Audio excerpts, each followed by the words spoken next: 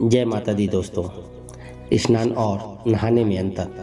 क्या आप जानते हैं कि स्नान और नहाने में क्या अंतर है? एक बार देवी सत्यभामा ने देवी रुक्मिणी से पूछा कि दीदी, क्या आपको मालूम है कि श्री कृष्ण जी बार बार द्रौपदी से मिलने क्यों जाते हैं? कोई अपनी बहन के घर बार बार मिलने थोड़े ना जाता है। मुझे तो लगता है कुछ गड़बड़ है।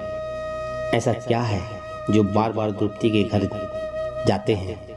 तो देवी रुक्मिणी ने कहा, बेकार की बातें मत करो, ये बहन भाई का पवित्र संबंध है। जाओ, जाकर अपना काम करो। ठाकुर जी समझ गए और कहीं जाने लगे तो देवी सत्यभामा ने पूछा कि प्रभु, आप कहाँ जा रहे हो? ठाकुर जी ने कहा कि मैं द्रौपदी के घर जा रहा हूँ। अब तो सत्यभामा जी और बेचैन हो गई और तुरंत देवी रुक्मिणी से बोली, देखो दीदी, फिर वही द्रौपदी के घर जा रहे हैं। कृष्ण जी ने कहा कि क्या तुम भी हमारे साथ चलोगी?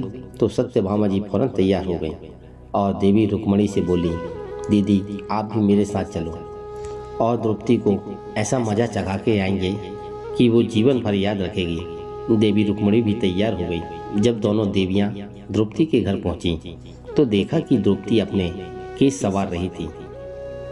जब द्रौपदी केस सवार रही थी तो भगवान श्री कृष्ण ने पूछा, द्रौपदी क्या कर रही हो? तो द्रौपदी बोली, भैया केस सवार के अभी आई।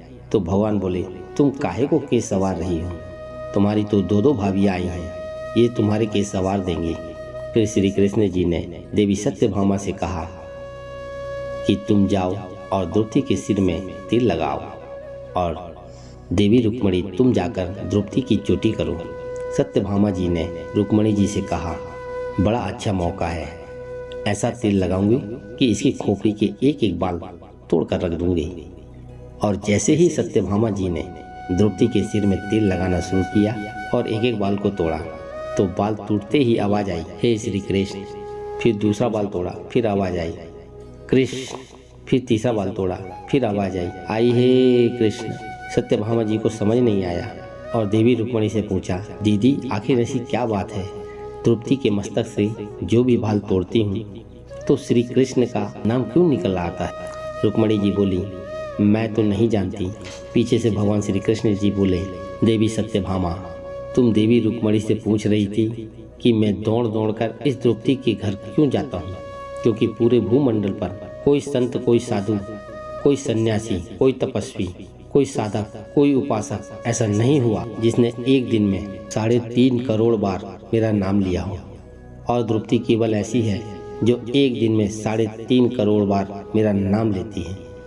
प्रतिदिन स्नान करती है, इसलिए उसके हर रोम में श्री कृष्ण नजर आता है और इसलिए मैं रोज इनके पास आता हूँ। इसे कहते हैं स्नान, जो देवी द्रौपदी प्रतिदिन किया करती हैं।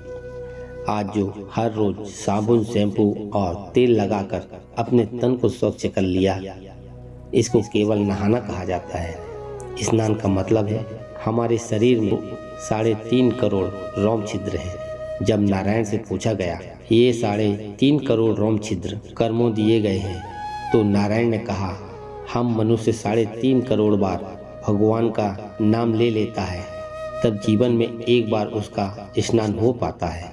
इसको कहते हैं स्नान। दोस्तों, कैसी लगी आपको यह वीडियो? अगर अच्छी लगी हो तो कृपया लाइक करें, शेयर करें और कमेंट में जय श्री कृष्णा जरूर लिखें। सब्सक्राइब करना बिल्कुल भी ना भूल। वीडियो के अंत तक बने रहने के लिए आपका बहुत बहुत धन्यवाद। कल हम फिर मिलेंगे एक नई वीडियो के साथ में। तब तक के लिए हम आपसे विदा लेते हैं। जय माता दी।